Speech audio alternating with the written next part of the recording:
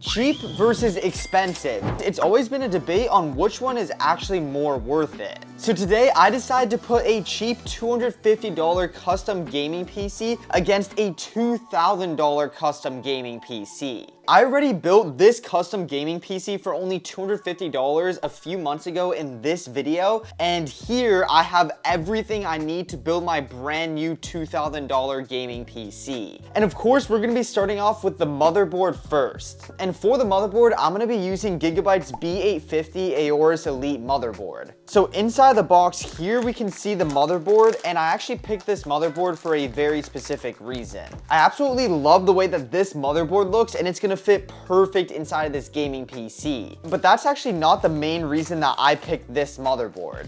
I ended up choosing this motherboard because it's gonna work perfect with the other specs I have inside of this gaming PC. This motherboard is using the latest port and supports DDR5 RAM, which I will be using later in this video. It also has multiple PCIe 4.0 and 5.0 M.2 slots, so this is a very future-proof motherboard. This motherboard is also great for pairing with AMD Ryzen X3D processors, which is exactly what I'm gonna be doing. I'm gonna be using one of the fastest processors in the world, the AMD Ryzen 7 9800X 3D. It is built with exclusive AMD 3D V cache technology, which enables the largest on-chip memory available, which is perfect for high-end gaming performance. It is an 8-core 16-thread processor and has a base clock speed of 4.7 GHz, so I am seriously going to be getting amazing performance with this CPU. So I have the motherboard open, so it's now time to actually get this CPU out of the box. So right here we have our brand new CPU. It looks absolutely insane, and this is like literally one of the fastest CPUs you can get. So let's just take it out very carefully, make sure we don't drop it, and we just have to line up this little gold arrow with the little arrow over here at the top. Just place it in, and yeah, that's basically all we have to do. And then we just kind of go like this. There we go. Our CPU is fully in the PC and ready to go. Now that we have the CPU in, it's time for the RAM, and I actually have a DDR5 RAM like I mentioned, but this actually is a lot of RAM. Each of these is actually 32 gigabytes of memory, so we're gonna be having a total of 64 gigabytes of DDR5 RAM inside this gaming PC, which is kind of insane. It's extremely easy to add the RAM. All we need to make sure is everything lines up, and we should be able to just slide it in pretty easily. Make sure it clicks on both sides. First stick is done. Now time for the second one. And there we go. We got our RAM inside the PC. So this is actually looking really good. And I just have to say again, I absolutely love the black look of this motherboard. It just looks so clean with this gaming PC. And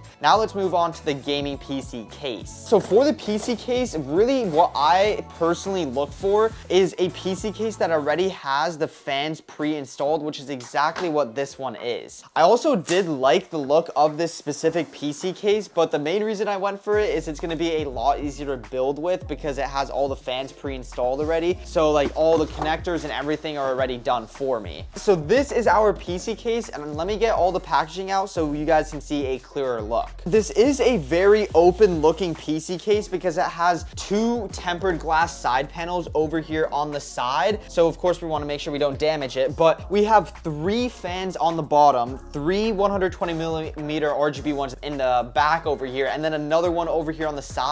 And then we also have space for an entire AIO over here at the top. So yeah, there is a lot of space inside this gaming PC, and just having the fans already pre-installed just makes the PC build so much easier. So let's put this PC on the side and open up the tempered glass side panel so we can get the motherboard added into the PC. First, get the peel off. Just like so. I think inside of here should just be some cable ties and also some screws. I'm pretty sure that's exactly what it is. Yep, there are some screws over here, so we definitely will be using those. So now that we have the tempered glass side panel off, we're gonna be placing our Gigabyte B850 inside of the gaming PC and lining everything up. It should be pretty easy to do, just like so. I think we have almost everything lined up, just double checking. Yup, and now we're gonna be using the included screws to just screw in our B850 motherboard.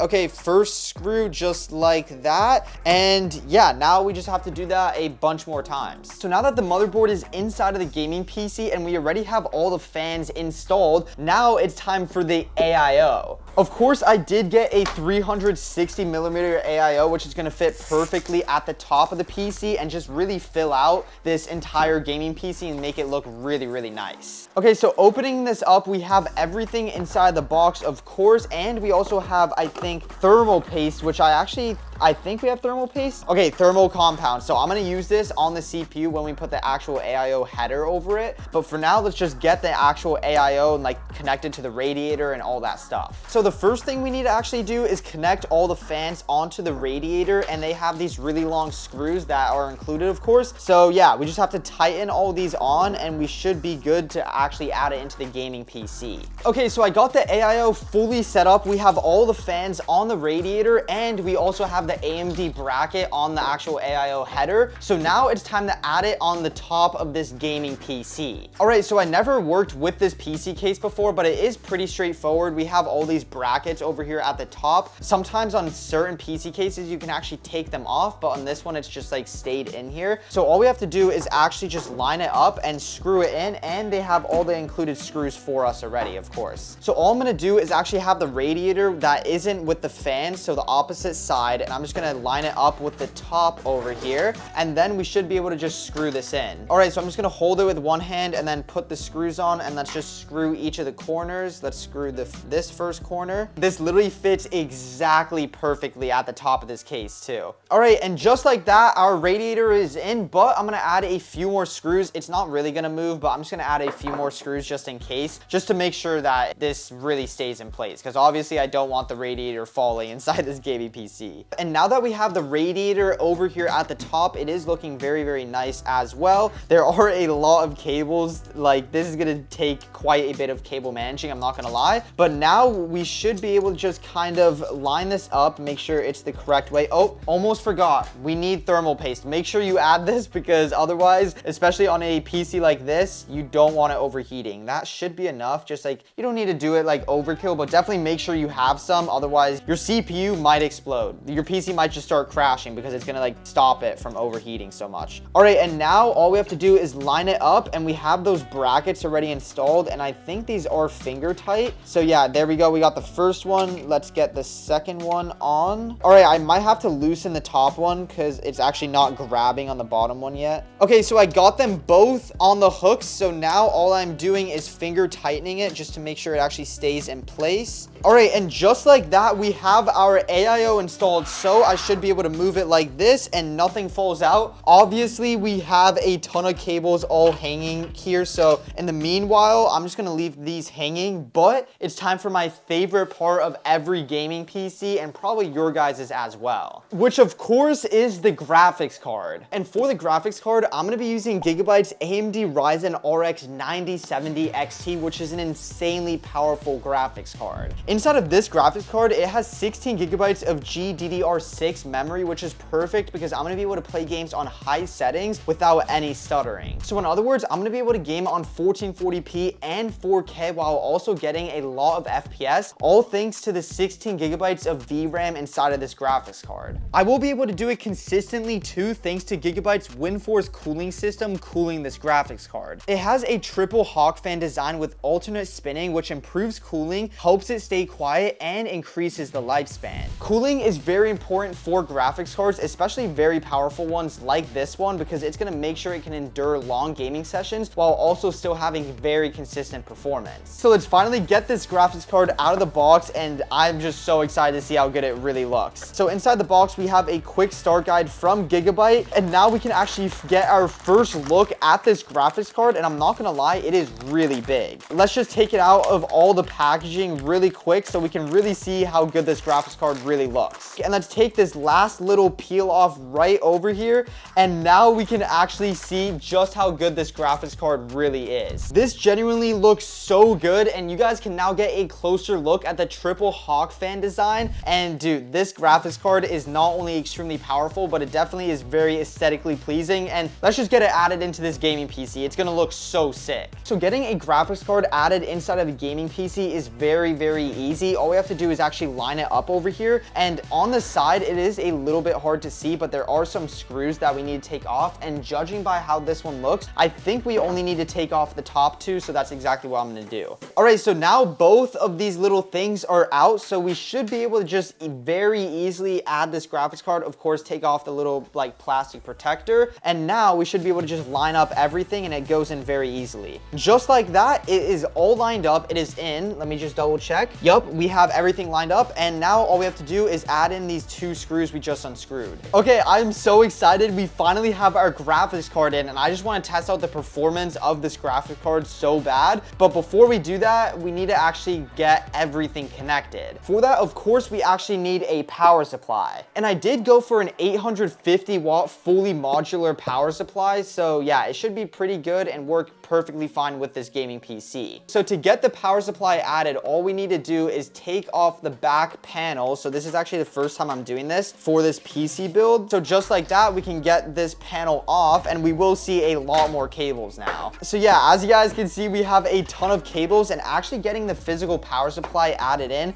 is very easy, but getting everything connected is kind of the annoying part. But for now, let's just focus on the positive and get the actual power supply fully in. So of course, here is the power supply, and the only other things inside the box are just like all the cables and the actual power cable and like everything you need for this. And all we need is 4 screws to actually add it into the back of this PC. So it's a little bit hard to show on camera, but literally all I have to do is actually make sure this lines up. I think I actually had it. Yep, I had it the wrong way. So what you actually want to make sure is you have the fan pointing at the back or the bottom, wherever like the cooling of the PC is. You obviously want to make sure you have it pointing the right way, because otherwise you won't be getting adequate cooling for your PC, which is very, very bad. I also don't think it will even screw in any other way. So yeah, you're kind of forced to like actually do it the correct way at least. I'm actually not using a hard drive for this PC, so I'm actually gonna unscrew this little hard drive casing just to give me a little bit more space. I have the power supply all lined up, and now we just need to screw in our 4 screws, and it should be all good. And just like that, our gaming PC build is fully done, apart from the cables, of course. And just take a quick look at how nice it looks right now before everything is plugged in. I'm gonna do all the cables off camera because that's probably gonna take me a little bit to do. And let's just cut to the final cinematic of this gaming PC, and I already know it's gonna look insane.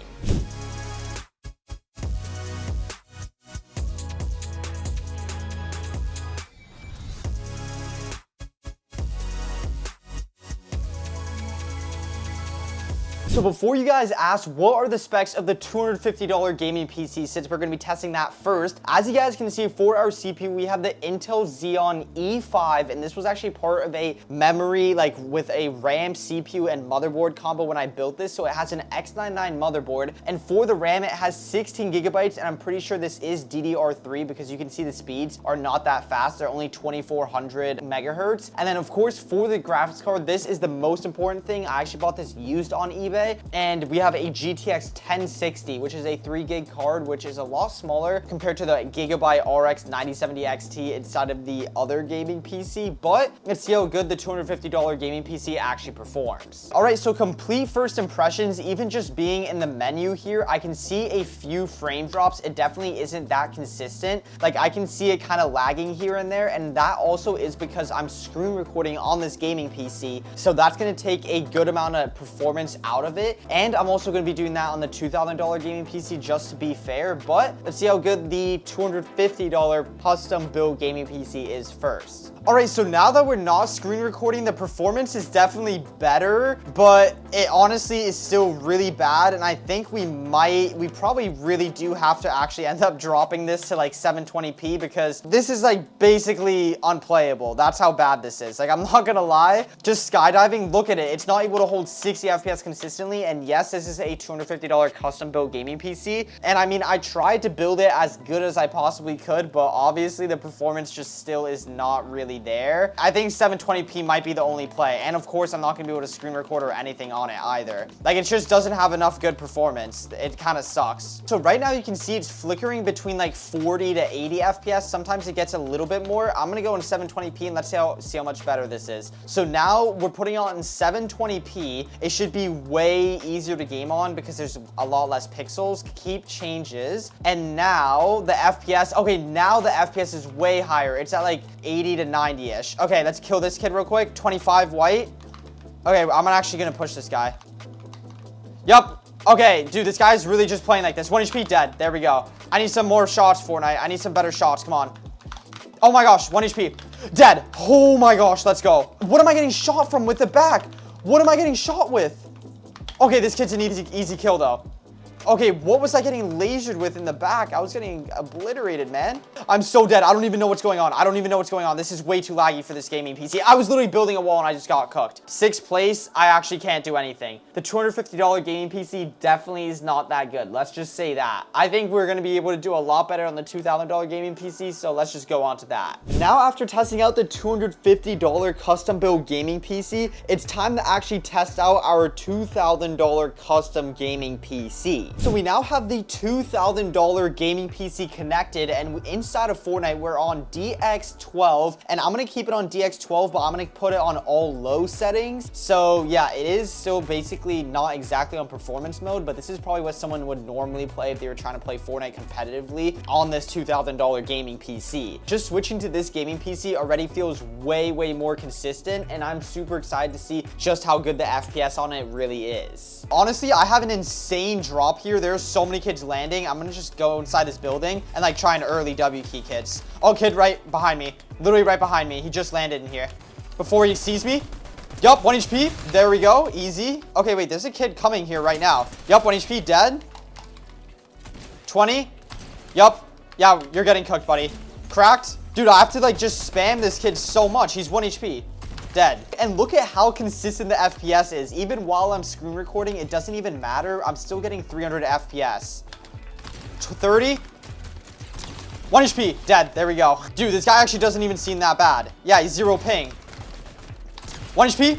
Dead. We're cooking. 5 kills so far. We're gonna win this game on the $2,000 gaming PC. Yo. Yup, dead. There we go. Dude, still over 300 FPS. This PC's getting over 300 FPS the whole time. No, buddy, you're not running. Yup, there we go. Dude, where is this guy? Oh, yeah, he has no idea. Yup, 1 HP dead. There we go, easy. Dude. Dead, there we go, finally. Okay, that guy was actually so annoying to fight. I'm actually gonna fully spam this kid. I'm not even joking. Yup, easy kill. This guy actually just, like, kind of cooked me. 100?